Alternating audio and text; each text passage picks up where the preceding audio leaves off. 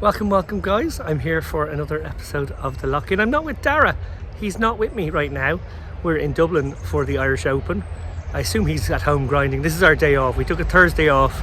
Thought one day off is nice. I'm back in the city where I'm from. Chance to see friends and family. Taking a little walk right now through beautiful Merrion Square. Lots of lovely sights here in Dublin, obviously. But we're going to bring you this week a very special episode from the Irish Open. We hope we're going to be doing it from a studio setting. It's going to look very professional, much different from what we normally do. But very much hoping to bring you some great stories, some gossip, some scandal, all the usual good stuff from this year's Irish Open. And hopefully we'll make for a very entertaining lock-in. And Dara will be here too. He will be with me for the next bit, probably. Okay, guys, so this isn't the fancy studio setup that we promised you. We were working on that set for a lot of the weekend, taking turns joining Fintan Gavin and Emmett Kennedy on comms at the Irish Poker Open. If you didn't see that coverage, by the way, it is well worth taking a look back at it, especially the final table coverage, which is really, really good. We genuinely did want to make what is our very special 50th episode of the Lock-In in more salubrious surroundings. But honestly, between playing and commentary, Dara and I, our schedules were pretty relentless last week.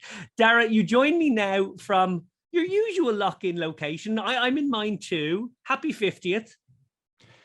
Happy 50th. Yeah, the only real change is I'm a little bit better centered on the screen now because I did a stream yesterday with Kevin Martin, and their tech setup told me I was sitting off to one side, which I guess I've been doing ever since we started the lock-in. You'll see that we're nicely aligned now. We're in roughly the same seats. It would have been nice to use the really plush facilities out there in City West, but they were streaming quite a lot, and we were playing quite a lot, so it was always going to be difficult to happen. It's one of these things, like, you have meetings about it before and everybody says, oh yeah, we'll definitely do it, and in the back of my mind I was like, I just don't see this happening because everything has to align, and that just never happens at live events. Yeah, it really doesn't. It would have to be sort of before play each day, and that's pretty hard because you're playing until very late at night in those tournaments. So yeah, and also our two schedules would have had to sync up, which is rarely going to happen as well. One of us goes deep, and that sort of scuppers us. Anyway, talk a little bit, Dara, about, I guess you mentioned the setup there and the studio surroundings at City West. They were brilliant, but the room was also really well dressed. And I think maybe more than any other poker festival I've ever been at, World Series included, it felt like a sports event. It felt like they'd really gone to town with these huge screens, jumbotrons and whatnot. It made it look very, very professional. Yeah, the room was incredible, and actually quite a few people commented on that to me. I had a friend from Lithuania. It was literally the first thing he said. He could never have imagined that a poker room could look so beautiful. But it was really tastefully designed. The colors were really nice. The screens in the middle gave it a real sense of atmosphere, well lighted.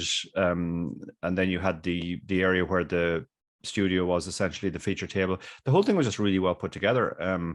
I honestly haven't seen as beautiful a poker room and as good a setup anywhere in the world, including at the Aussie Millions, and the Aussie Millions is great as well. But I think that really added to the sense of occasion. You just walked in and suddenly you knew you were in a big thing. And also, I think one of the things we're lucky in Ireland is you can do it without any security. People just can walk in off the street. They don't have to be frisked. They don't have to show a membership card just to get in the door. And that just sets the tone of the atmosphere for me. Yeah, totally agree. It was just really, really brilliant. Fair play to JP and Paul. Obviously, they did sterling work in preparation for it, and I think it all paid off very nicely. It's going to be a very Irish Open-centric episode. As I said, we were expected to do it from the Irish Open, so we're not going to sort of talk about much else. It has been 2 years in exile to the virtual felt. The first major tournament, I think, if I remember correctly, to be affected by the COVID-19 pandemic, but it returned to City West Hotel to the delight of the international poker public who supported this event this year, as they have done for decades previous. It was an 8-day festival on the heels of the Norwegian Poker Festival, as it often is these years, with dozens of events. The big one, however, was won by none other than the great and good Steve O'Dwyer, maybe one of the best players to ever grace the felt. He absolutely dominated the final table through, I guess, a combination of exceptional poker, but also some run good. He hit his fair share of 70-30s. Also in attendance were former champions Dan Wilson, good friend of the shows, and Paddy Clark, also a former guest, who came 5th and 8th respectively. on that final table. Steve took home 380k for first. And Dara, well, you'd almost run out of superlatives for this man, wouldn't you? Yeah, he did feel that he was probably a class above everybody else. I mean, I started my commentary stint on the second last day when there was a couple of tables left and he came to the feature table and he was kind of mid-pack at that point. He didn't really have a dominating stack and he just kind of sat there and did what Steve O'Dwyer does, which is to wait for very, very good spots, select his spots really well. He's not the kind of maniac who's just going to go after every pot and try and win every pot. He's very, very selective. That's pretty much his game, like sort of a low variant style. And as soon as he came to the table, I was highlighting, this is the guy we have to watch. And Finton jokingly said to me afterwards, I mean, and for the first hour or so, I thought, like, what's the big deal with this guy? He's just folding a lot. He's not doing anything special. But once he got his spots and he picked up the chip lead, he just sort of hoovered away. He knew who to put the pressure on. He knew how to win pots uncontested, all that stuff. So he got to the final table as the chip leader. Kyle, my good friend from Glasgow, was the other big stack.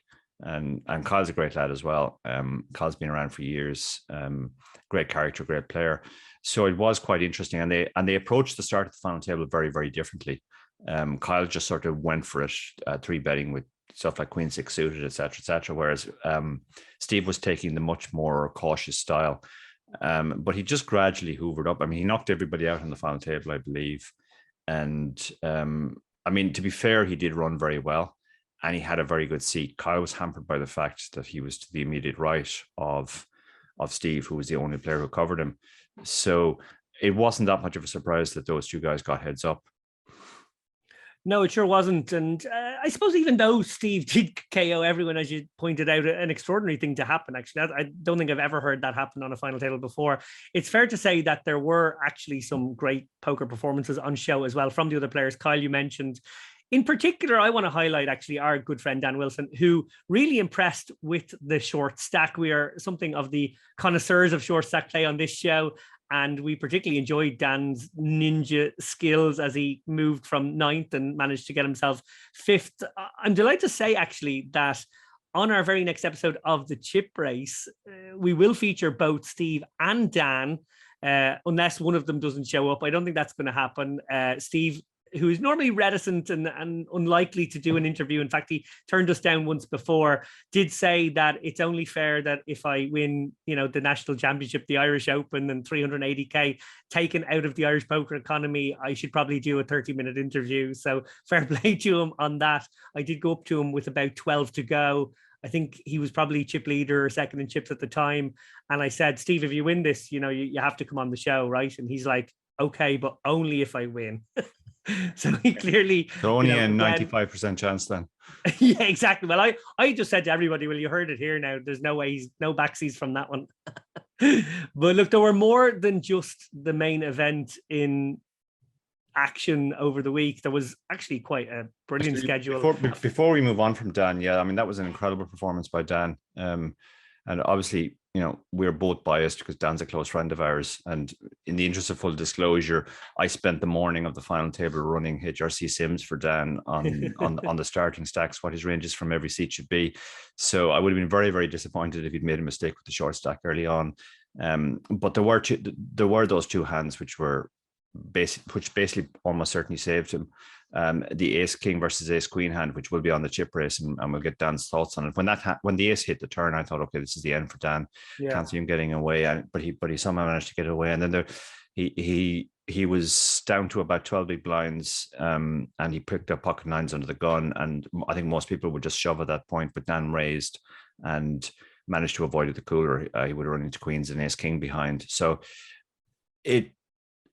folds don't win you tournaments, but they do keep you in the tournament for longer, and they keep you alive, give you the chance. If Dan had gone on a heater from then, we would look back at those folds and say those folds potentially did win him the tournament.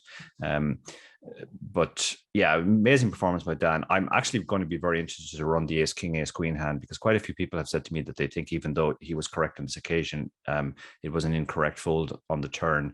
A few people have also suggested maybe he misplayed the flop. My own personal feeling is that if it was just a pure chippy V spot, in other words, early on in the tournament, he should have they might be right, but with ICM, it's going to be very interesting to see what the solver says. I think the solver might actually suggest that Dan somehow found the correct play. Well, no better man than yourself to figure out the ICM of that incredible spot. And I'm glad you came back to it, actually, because it is worth really focusing a few moments on Dan's performance more than I did him justice there. I'm glad you added on to that. As I said there was more than just the main event. The 5K high roller was a new addition to the schedule. There was also the 2K high roller, a 1K mystery bounty, which again was a new thing. The 550 JP Masters, which has historically been the nice big side event the following day, usually on the day 2 of the main. And then loads and loads of 350 events. They were calling them championship events. Dara, I know you were hoping to play the mystery bounty. You obviously got called in to do some commentary on the final day. We had a chat about this new format. You played one in Prague not too long ago. We've both believed for a long time, actually, that it's only a matter of time before this format not just gets popularized, but maybe even takes over online, maybe even sort of like replaces the PKO at some point, or maybe takes up all the remaining equity that the PKO hasn't.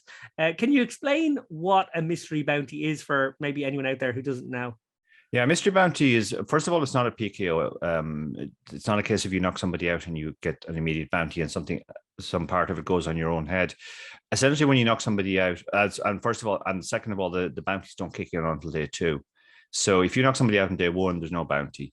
But if you knock somebody out on day 2, there is a bounty, and that's a variable amount. There's a draw.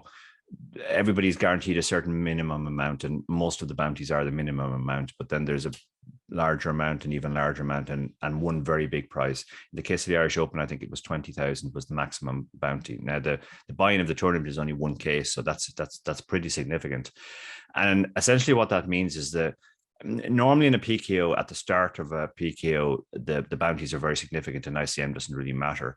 And at the end of a PKO, that kind of flips around. The bounties become less important and the ICM is much more important. But in a mystery bounty, because the bounties are proportionally more of the pool, because remember, you're not just, if let's say 1/6 of the players get through to day 2, then the average bounty is 6 times what it would be, what everybody's buy-in portion was. So the bounties are very, very significant. So even with ICM at the end of a tournament, the bounties still tend to predominate. And actually, you had quite an interesting spot near the bubble where I think in a normal tournament, in a PKO, it would probably be in a fold, and even in a normal tournament, it would certainly have been a fold. But because of the bounty element, you kind of had to go with a fairly marginal hand.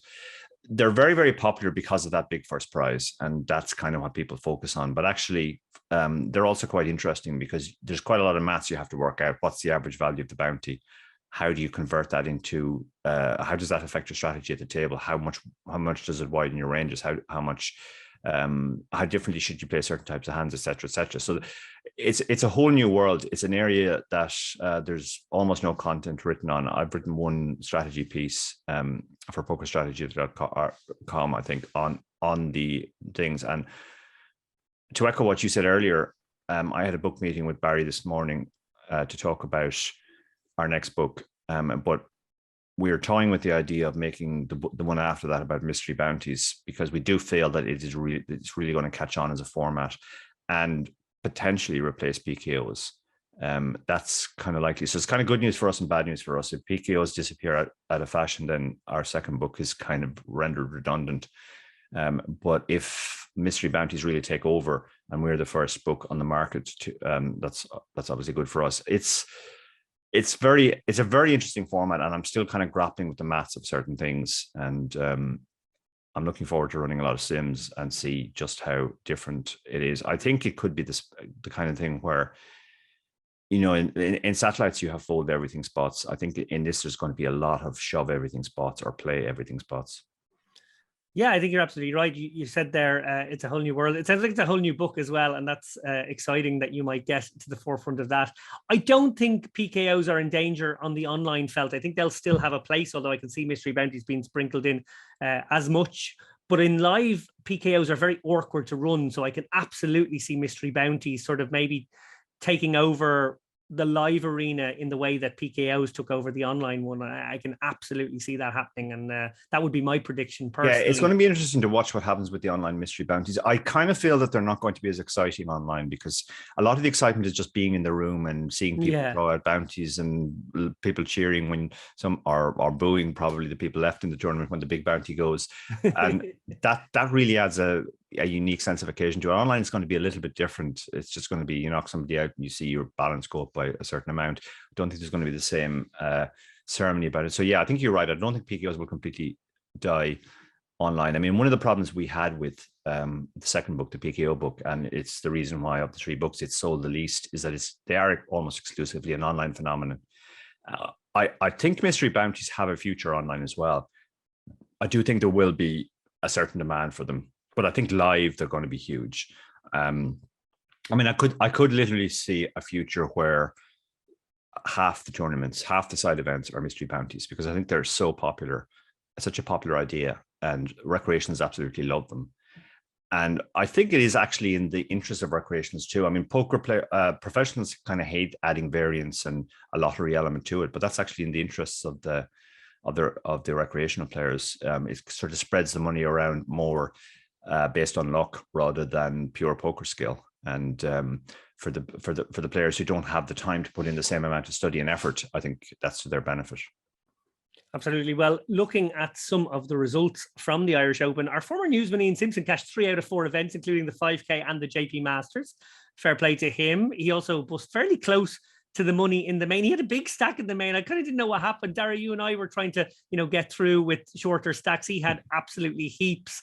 And then I did make it through just by the skin of my teeth. He exploded close to the end as, I would say it was maybe Ian Simpson circa 2017 or 18. He's obviously not as explosive these days, but he did get unlucky in that one. Dara, you obviously got pretty close to the bubble as well in the main. Yeah, I was super short. I had one big hand against Seamus Cahill, which I played against. I played in a way which I would not normally play. I played specifically because it was against Seamus. And unfortunately, on this occasion, it didn't work out. So I was trying to navigate 5 to 7 big blinds to the bubble and didn't manage to get there. I fell about 30 short. But yeah, you did a great job cockroaching your way through. Ian never told us exactly what happened to 300k. Yeah, I noticed for the bubble. He was very silent about that. I mean, he's a man who goes for it and attacks bubbles as well. So when you have that kind of stack, there's a lot to be said for that, because if he gets through the bubble with 600,000 or 700,000, he's in an amazing spot. But yeah, like who knows what? Maybe he was just cooler, but I kind of feel not, because he probably would have told us. I feel like he would have as well. Okay, yeah. Our good friend and former guest Jamie Nixon, who in fairness is giving a lot of credit to the chip race run good. He believes in the concept. He came second in the 2K, his second place in a high roller this very month. He followed up his UK IBT runner-up finish. He did that one in London, as I recall. How good is Jamie, Dara? He's really putting an impressive CV together this past couple of years. Yeah, he is, and I mean, Jamie's obviously a very good player. I think he's I think he's probably a better live player than online, although he has done very well online.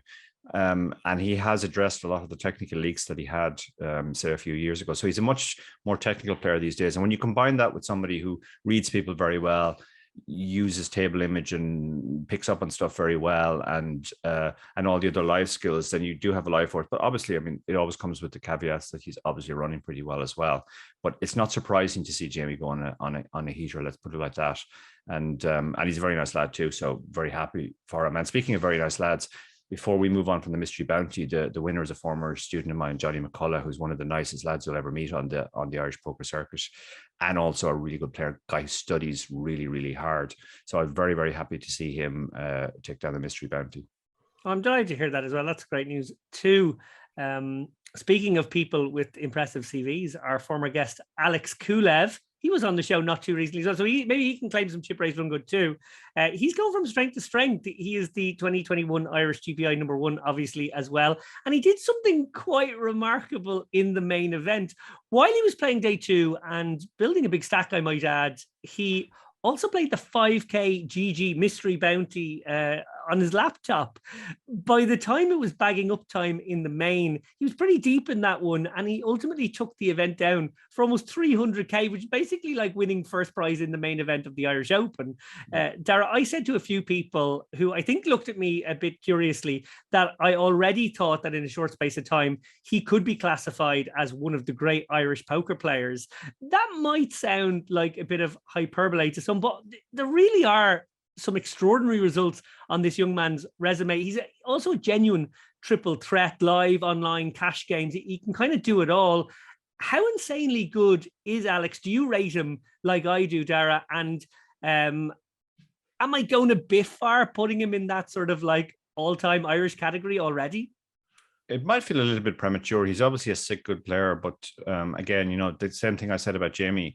He's obviously running very well at the moment too. So, I don't want to sound like Phil Hemmett, come back in 5 years and we'll talk. But I mean, he certainly has the skills, and he has a tremendous attitude, tremendous temperament, which might be more important. And he works super, super hard.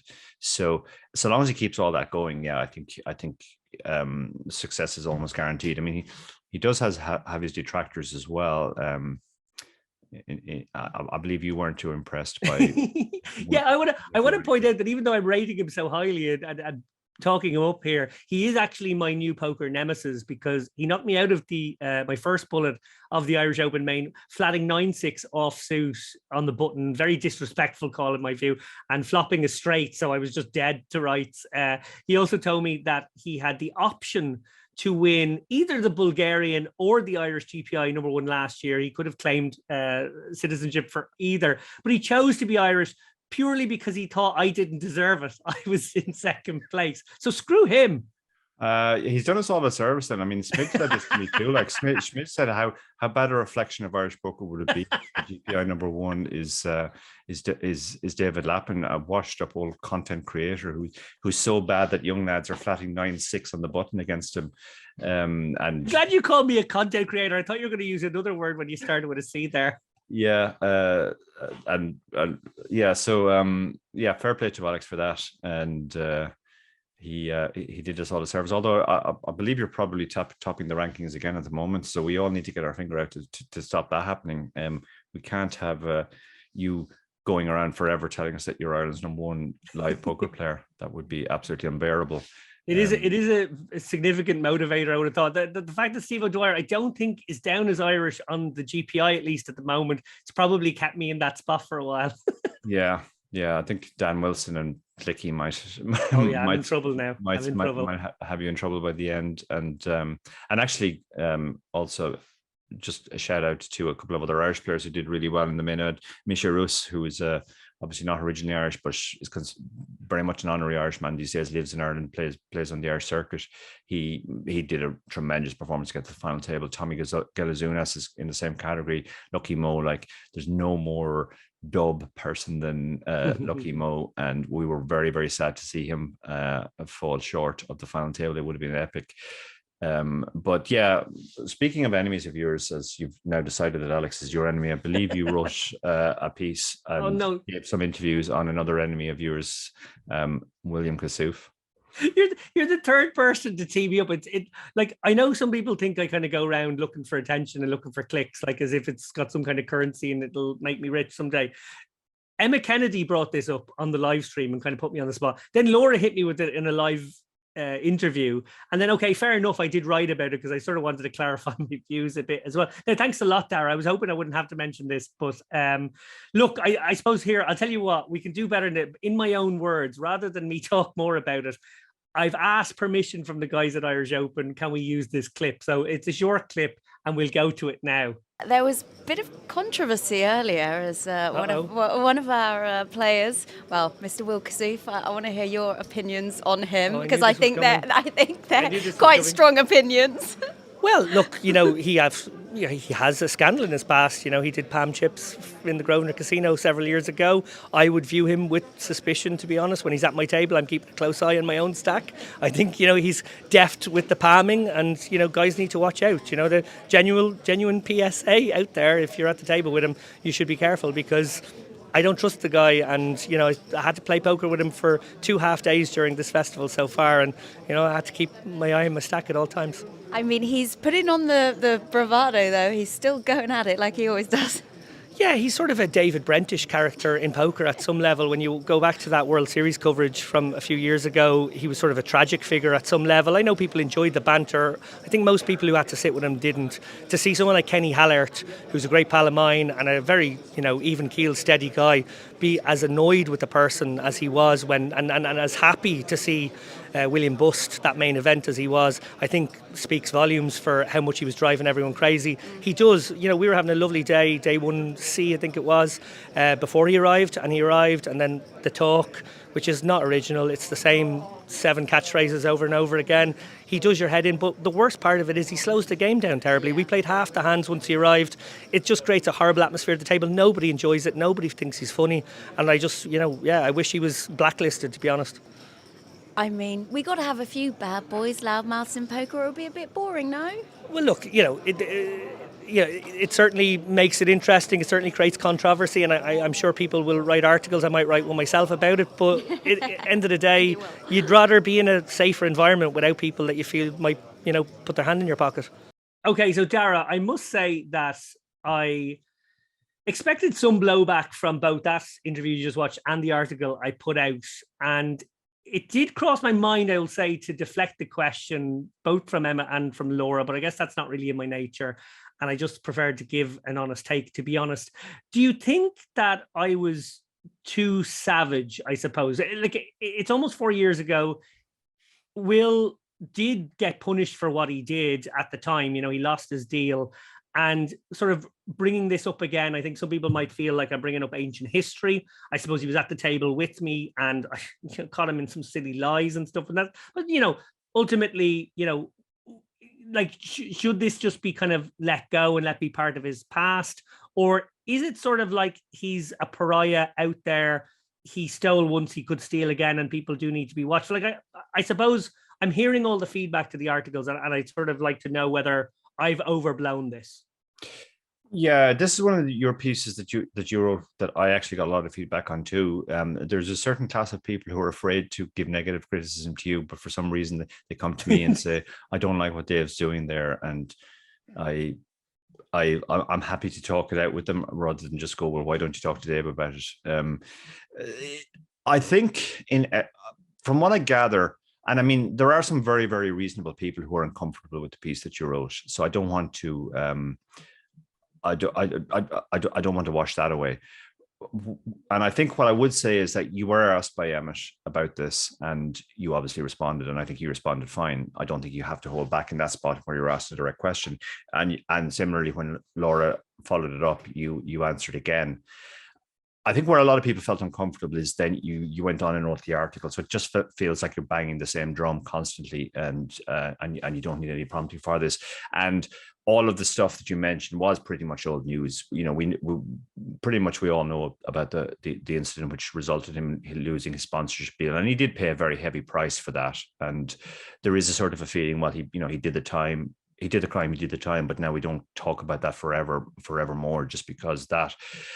And also, I think, I mean, I've had some very pleasant interactions with Will. I don't really have the same negative view of Will that a lot of people have, or at least not as negative. He does annoy me at times as well at the table with the really slow pay, the stalling, and the very repetitive table talk. But I think I'm not as tilted about that stuff as a lot of people are. So I think when you have somebody who, you find deeply annoying and is actually slowing up the game a lot, then there is more of a tendency to pile on. But I don't think we can keep beating them up for the same thing over and over again. And I think that's the charge which has been leveled. However, on the other hand, I think the fact that the very specifics of what he did, palming chips, is significant in a poker context because, we're all sitting at a table with him. And there may be people who are not aware of that past. And I mean, I'm not suggesting he's still going on palming chips, but it is a concern that when you're at a table with a guy who has that skill, who has that ability to palm chips, that maybe we need people to watch him, and the other players should be more watchful of their own stacks. So I think there was a sort of a public service announcement element to your story as well, just reminding people to be careful. So I do understand the criticism of people saying, look, he's beating the same drum. The guy's done his done his time, and let's not harp on about this forever. But at the same time, I do think it is valid to remind people of what the exact crime was, given that it's one which would be very harmful if it recurred in a poker room. Well, I think that's a very reasonable take, and probably explains why people go to you before they come to me, maybe too. I don't mean to sort of kick a guy when he's down. I genuinely don't, but I do feel like I don't trust him is my honest take. And I guess I expressed that, and I was put on the spot. And then I guess I have expressed it again in writing, and maybe that was unnecessary. Maybe it was unnecessary to write the article as well. But I sort of wanted to clarify, because when you put on the spot, you don't necessarily give your reflective take. You sort of give your knee-jerk take, because, you know, you just have that moment to say it live. And I felt like, well, I'd rather put words to something as complicated as my feelings about this guy who really does wreck my head. Anyway, guys, look, on that note, and sometimes it's not necessarily a fun note to end on, this has been it from our 50th episode of The Lock-In, our very special Irish Open episode that's not actually really been filmed from the Irish Open, as promised. Apologies for that. Before we go, I want to give a quick plug for a few upcoming Unibet online series things. The online series is in about 3 days, I'm going to guess, from when this comes out. It starts on Sunday, the 24th of April, till Monday, the 9th of May. All the usual extra value coming through the 4 leaderboards on that one: low, medium, high, and overall. So best of luck to anyone who's playing that. A little bit of extra Unibet news as well. Next up for live poker, I'm playing the Battle of Malta, followed by 2 back-to-back Unibet festivals. I'm playing the Malta Poker Festival, and the second week of the Dublin Poker Festival. Dara, you will be in Dublin for both weeks of the Dublin Poker Festival. That makes sense. We have to split our resources in a situation where Unibet are just all over the map in 2 places at once. Dara will be playing the ACOP and the European Deep Stacks, both of which, by the way, you can still qualify on unibetpoker.com. So if you haven't given those saddies a spin and you fancy getting in on the cheap, give them a go at the weekend as well. Dara O'Kearney, I want to say thank you as always. Thank you. Yeah, I am very much looking forward to Wake Up and European Deep Stack. European Deep Stack has a special place in my heart, obviously, because I won the very first running of that, and that was kind of my arrival on the live poker scene in Ireland. And I think I've final tabled it twice since. So it's a tournament I've traditionally gone very well in, and it was sort of my first big splash. I'm also looking forward to playing the seniors, because I was actually looking forward to playing the seniors at the Irish Open and rectifying my appalling record in seniors tournaments. But fortunately, or unfortunately, I had to do commentary on the last day of for the final table, which I've obviously very much enjoyed, but it did mean that I had to miss a senior. So I'm looking forward. It's actually the Irish Seniors Championship, which is going to be a part of that festival. Looking forward to that too. But actually, before we go, I believe you have one other plug, let's say, to no, we're not allowed to talk about that one, Dara. Shush. Yeah. I was full sure you were just going to leak it all over your microphone there. No, we could, if this show went out one day later, we could leak it, or we wouldn't even be leaking it because it would be news anyway. So it's coming in one day, basically. You're saying now. I feel like we should say it, but maybe I still can't. No, I don't want to get sacked. But there is big news coming. It's Unibet news. It's related to live poker. Maybe you can piece together from that. I live in Malta. No, I've said too much. I feel like it's going to be a heads-up challenge between you and Will Kassouf, and when you lose that, it'll be even more humiliating than the time Ian Simpson beat you, also in Malta, incidentally. Don't remind me of that. That's already haunting me. The vendetta in Valletta 2018. Yeah, Ian spanked me that time. Fair play. Well, wouldn't it be so interesting if all Will and I have been doing was hyping up this much anticipated heads-up contest? That's the kind of thing we should have thought of, actually. That's sort of WWE stuff. Anyway, I think I've already said too much. I think that we're already going to get in trouble. Natalie Sobako-Perez is going to be in our emails tomorrow morning. Okay, we're in trouble. Guys, before I say any more, thank you so much for joining us. We will have a very good Chip Race episode with Dan Wilson. It'll sort of be, again, Irish Open themed. Steve O'Dwyer, very special guest on that one as well. We'll also have Yvonne Montialegre talking about the Malta Poker Festival. And then on the next lock-in, I think we will be together, Dara, at the Dublin Poker Festival. So we might try and actually do a live one then. Yeah, that will either be probably it won't happen or it will be in front of curtains again in our hotel room. But yeah, it's nice to think that I have at least 8 days break from you, and then we will do a lock-in as soon as we get back together. One last shout out: Kevin O'Donnell stayed with me during this Irish Open. Legend. He's an absolute lunatic, but also an absolute legend. He stole your wife, Dara. I saw. He literally stole my wife. Yeah, I was supposed to go out to dinner last night with my wife, and I had to do the last minute. I got a last minute request to do the stream with Kevin Martin, and he stepped into the breach, and not only that, but goaded me with pictures from the hot date, as he was insisting it was. I hope he didn't step fully into the breach. On that note, good night.